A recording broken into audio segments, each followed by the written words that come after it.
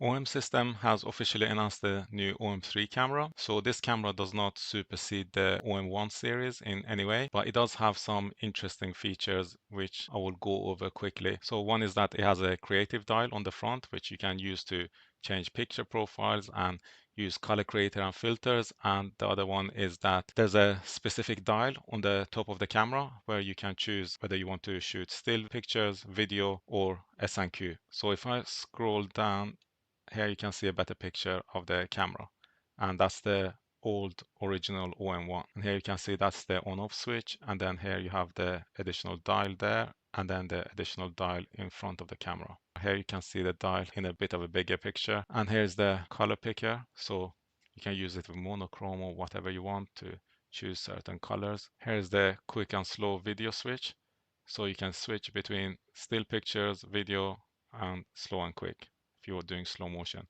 And they've also introduced two new picture profiles for recording video, which is OM Cinema 1 and OM Cinema 2. So that's in addition to the OM Log 400 and RAW, which existed before anyway. And in terms of size, it's bigger than the OM5 and the Pen F and the E-M10 Mark IV. And one of the advantages of being bigger is that you can place more dials on top of the camera, as well as on the back of the camera you have the lever as well as an autofocus button, but it also allows them to use the same battery as the OM1. So I think it's called the BLX1. So now you have that same bigger battery. So one of the complaints about the OM5 was that the battery doesn't last long enough, whereas this new battery will be substantially bigger and it also has a bigger capacity. So the camera is bigger, but then it allows for more features to be put into the camera. And it's not too big, but still it's bigger than the OM5. And the camera is weatherproof as expected. And I think the biggest advantage of this camera is that it has more steps for adjusting the autofocus. So previously you had 3 steps for adjusting the speed of autofocus, whereas now you have 5 steps. So you can get more fine-grained control over how fast autofocus should look for new subjects and how fast it should obtain the focus. And here you can see a list of art filters which it supports, and it just says that the color creator is available, so not much information there. And then it talks about the monochrome profile control, so how much customization you get. So you can go through these on the website in more detail. I'm not going to go through it here, but this doesn't replace obviously the flagship OM1 camera series. It's just an addition for people who want a smaller camera and for people who are looking for that retro style camera. So OM system has also released the 17mm f1.8 Mark II. So this is the newer version of that old lens. And I'm going to scroll down to just highlight a few different things. So one is that it weighs 112 grams now, whereas the previous version of this lens weighed 120 grams. So it's lighter, but what's interesting is that this lens is actually marginally bigger. So you can see it's 3.76 centimeters, whereas the previous version of this lens was 3.55 centimeters. So the lens has actually become bigger, but lighter. And it's also weatherproof, and the focus clutch has been removed. And now you have a lens hood mount thread, so you can attach a normal lens hood to it, whereas previously you had to attach those metal lens hoods, which means the new lens will be substantially lighter, both the lens itself, and since you don't need to attach the metal lens hood, that will be even lighter than it was before. So the lens hood would weigh around 25 grams, and the lens itself is, I think, around 8 grams lighter, so not significantly, but 32 grams in total. But for practical purposes, the weight and the size is pretty much the same, even though there is some minor differences. And OM system has also released the 25mm f1.8 Mark II. So with this lens, it's the same size, but the weight has gone up to 156 grams.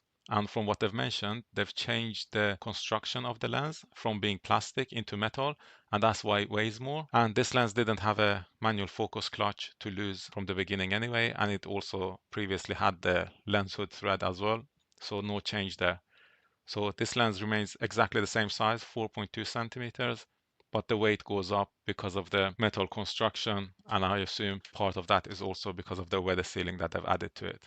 And the third lens they've released is the 100 to 400mm f5 to f6.3 Mark II. So there's two differences that stand out. So one is that this lens color is slightly different. So it has a bit more space here for you to put your hand there. And also if you try to balance it on the table, it will actually stand now, whereas the previous model didn't. And it opens up in a different way. So it's more like a hinge door as opposed to having to loosen it and then taking it off. And this new color is lighter as well, which means your overall setup will be lighter as a result. So aside from that physical change, the main change which it has is that it now supports Sync IS. So you can use the stabilization in the lens in conjunction with the stabilization in the body of the camera to get the maximum stabilization that you can get as a combination of lens and camera. And that seems to make a big difference for, I think, a lot of people, particularly at that focal range. And one more thing is that OM System actually released a new version of their OM Workspace now. So I suspect it's just to incorporate all the new lenses and the camera into the workspace so that the profiles for the image correction can be done in post-processing. I just wanted to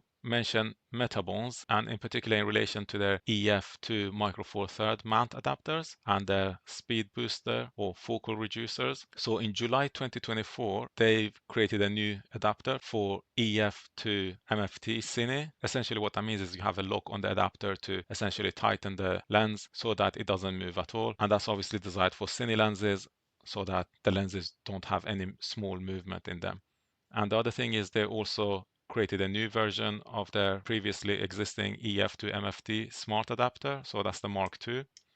And if I just show you the pictures for this, so this is the locking one for the Cine ones, and this is the regular one, which they've upgraded to Mark II. And also they've released a lot of firmware updates for all of their adapters, including these ones. So now it supports phase detect autofocus and support for more teleconverters and cameras and lenses. So you can go on the website and see all the details. And also in November 2024, they announced the Mark II of two of the other speed boosters that they had. One is the 0.71x and the other one is the 0.64x. So these ones you have to check whether it's compatible with your camera or not, and they do have a chart which says which ones work with which cameras and what features they provide. So if you look at the smart adapters and the Mark II of them in particular, those are probably the best ones that you can get without thinking what camera you want to use for. But if you're looking for a certain crop factor and a certain amount of light to be increased using EF mount lenses, then you might want to look at the older versions and also the different models of the speed boosters. So for example, you have the EF to MFT mount T speed booster Super 16, which is 0.58x. So depending on which of these you get a different amount of light and what you're actually looking for.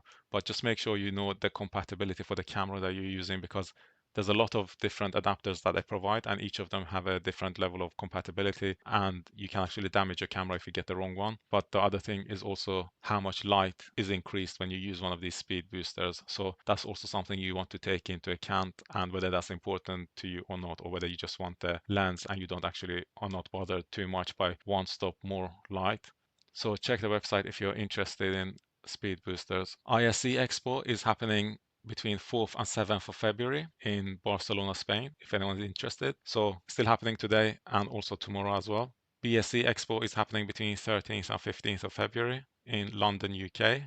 The NAB show happens between April the 5th and 9th in Las Vegas, US. And there's also a NAB show in New York, but on the 22nd and 23rd of October, so a long time off. And on the 14th and 15th of May, there's the MPTS Expo in London, UK. So I'm just mentioning these in case you're interested and you want to attend any of these.